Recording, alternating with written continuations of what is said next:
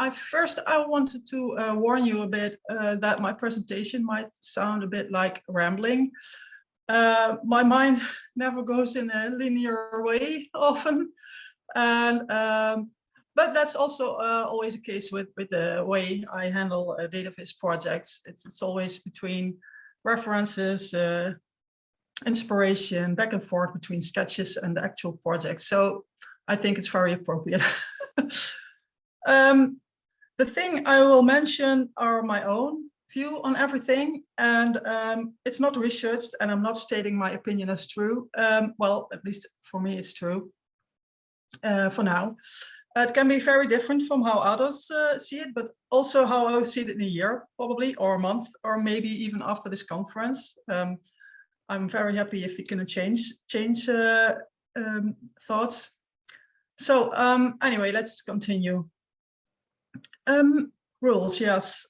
I have always been struggling with how I should handle the rules that I learned about during the start of my dataviz career. And I guess I am and behave ambivalent about this. Because I do like to be taken by hand, follow up the basics, clear and clean. But on the other hand, I truly like experiment, bending rules, see how far I can go without losing the insight of the data.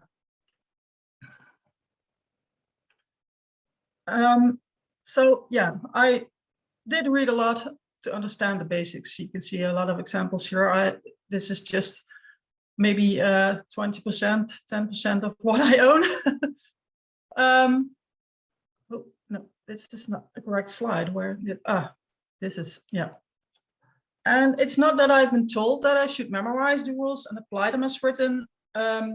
And there are a lot of books that explain the basics, and some authors are pretty clear on what they think one should never do while creating data visualizations. And there was a certain mean, and that is to sort of simplify or minimize what you show in a viz. So declutter, leave out as much noise as possible. And yeah, I do think that everyone should read them. Start reading some of these books to get a sense of what dataviz beholds. I'm not sure if everyone has one or two, but my advice is to at least buy one or two. So yeah, then I felt so seen when Georgia Lupi came around with her data humanism, because as I said, I didn't know if I wanted to follow the set rules. I felt her approach to data was how it was supposed to work, at least it was to me. One of her greatest works and examples of her data humanism to me is her project Uses, the data we don't see. And it's tracking the symptoms of a certain unclear disease. And well, it's just gorgeous drawing in itself without even the data in it. And I guess this work of mine that I created on suicide numbers fits data humanism as well. Yeah, this year, these things that I showed, the books and at least most books, and Georgia Lupi's manifest, they are from a few years back. But this year, some Twitter posts came by that drew mine and many others' attention. And for instance, there was this call for a Renaissance by Frank Elevsky. I'm not sure if I pronounce his name right. I'm waiting for the Renaissance of data visualization maximalism. I want the most gorgeous bespoke visuals you've ever seen. Intricate stories that invite you to read slowly and savor them. Visuals so dense you can revisit them for new information each time. I'm not sure on the terminology maximalism, but I'm in favor of slowing down our pace, not only in dataviz for sure. And then just some days ago, Alberto Cairo came about with his slide sharing of his EO conference presentation. And this is, I think it's a presentation of his upcoming book. And it says, the pragmatic shift in visualization design. Designing visualization doesn't consist of applying any rules. Rather, it's based on making justifiable, ethically and functionally choices according to certain goals and within various constraints. All decisions in visualization design are subjective. That said, a decision can be both subjective and justifiable through reasoning, conversation with others, and observation of how readers react to the visualization. And yeah, as always, I really appreciate his view on visualization as a whole. And what is of biggest importance to me here is the word goals. The one last thing I wanted to show that I think that came by just a week ago, I think. The thing that has or should influence the way we look at rules is the work of designers like Nigel Holmes. His work is often brought up as junk charts, but in my opinion, junk is more when the data itself is not representing the message, and which is often at play when there are data gaps or the chart itself is completely misleading.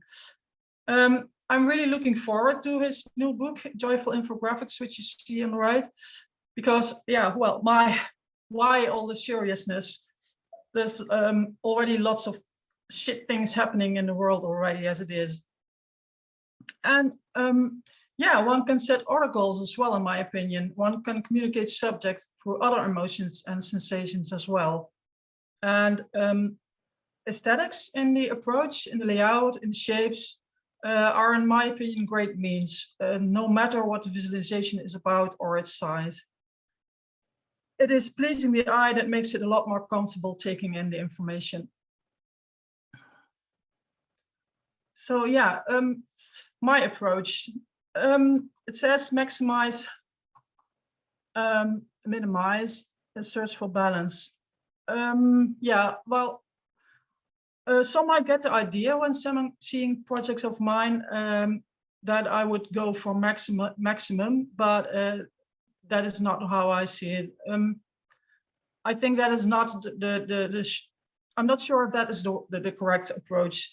It has to do with searching and hopefully finding the correct balance between elements and colors and yeah, all that's involved. And I try to experiment with shapes, see if there are color schemes that fit a subject. I try to catch the sentiment and underlying emotions of a subject. And there are in dataviz, of course, certain elements and shapes that guide you, like, for instance, lines when you want to show connections. And you achieve showing similarity or differences between categories and data points by means of colors, scale, and proximity of elements. Often things just evolve when while working on a project. A certain shape or a certain color evokes certain emotions, and sometimes I choose to turn it down a bit on all the colors, shapes, but sometimes I also try to emphasize it. This as I said with Alberto's slide, it depends on the goal.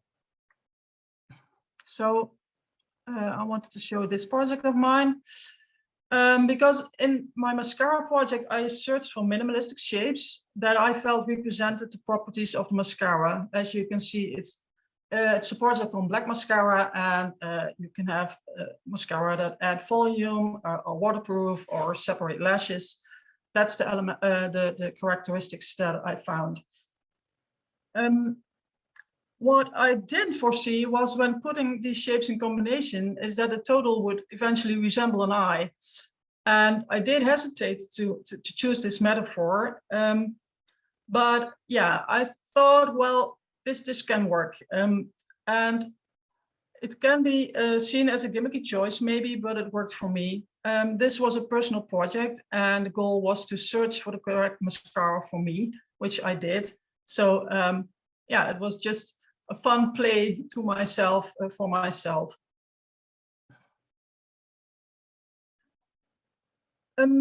Yeah, I create projects out of personal interest, just to see what I can do with a data set, to experiment with shapes. And here I set my own set of rules on the layout, on the style, and I can go sketch and I test the data. And when my own rules don't work, I bend them or I start over. for instance, in my Hotel New Hampshire project. My first idea was to only use black and red, as you can see on the right side. That was my first sketches in Illustrator, but that just didn't work out. Also, the story of the book has so rich, colorful characters, and I just couldn't reduce them to such lesser dimensions, just to red and black. So, yeah, this is the turnout. It's a web page where you can slide through the chapters of the book. And yeah, well, even if it's just a sense of joy that a viewer experiences, that can be enough for me. That's when my goal is achieved. Plus, I had fun and took a lot of time, of course, to create it, but I had fun, and that's so very important. So, yeah, trees, clouds.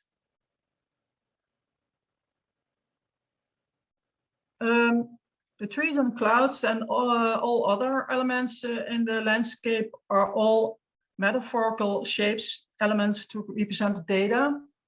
And the data in this case is numbers on suicide. And this landscape represents, the elements represent all the people that took their own lives in the Netherlands throughout the year 2017. So on my website, this landscape, you slide through it from top to bottom, and the explanation, this legend is coming after you go through the legend. Then you finally realize what it is about. So in this project, I think I didn't mean to shock, but I think that is some sort of side emotion that comes along with it. At least I wanted to show beauty, but also the devastation of these numbers. So what I still find difficult is what is junk exactly when looking at dataviz. Is it when elements don't play a role in the information, when they are only there to decorate, for instance, here I use these stripes, these quirky stripes, and in my opinion, they are not just elements. They're there to show hierarchy. For instance, you style the layout of a viz, lead you from the main focus to details in other corners, and that is where I find joy myself, to have more than just one aha moment.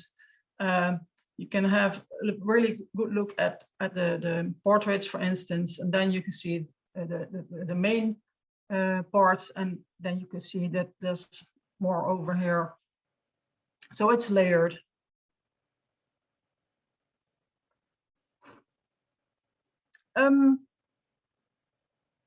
I can ramble on and show you more examples of my approach. And as I often have with my own talks, I am left with more questions than answers for myself. I think we'll just see it as a development for me, myself, to have this sort of talks.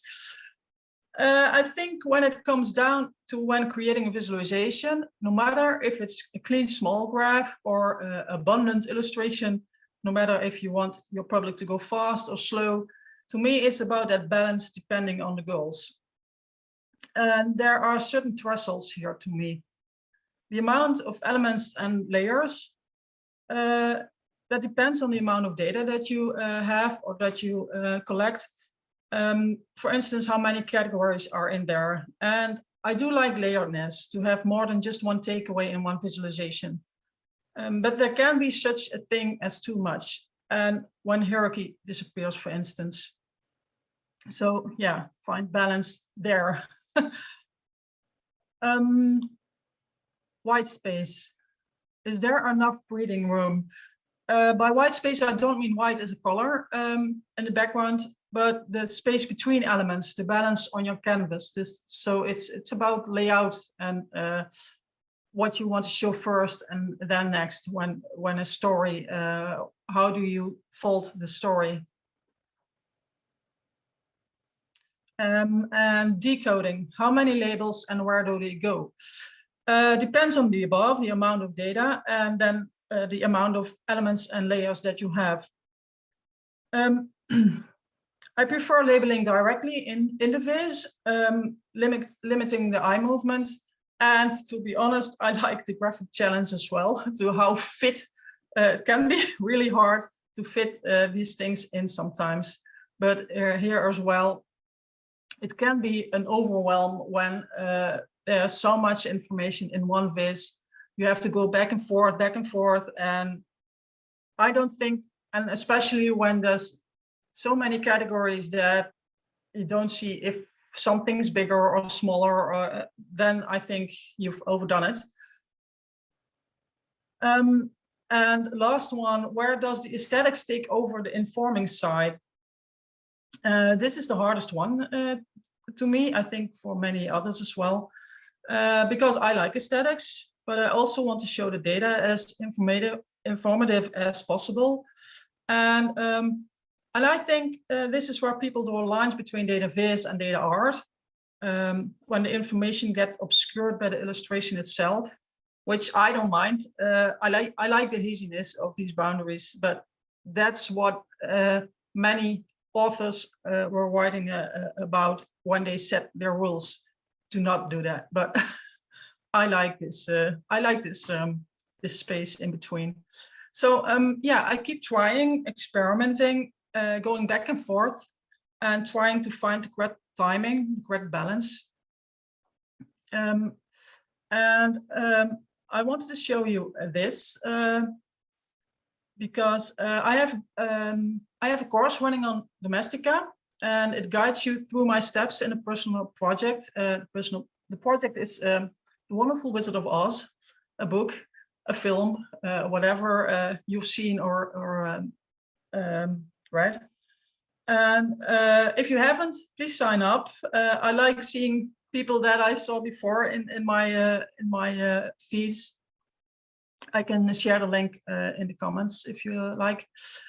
And yeah, well, that's it for you folks. Do send me your questions if you have at any point.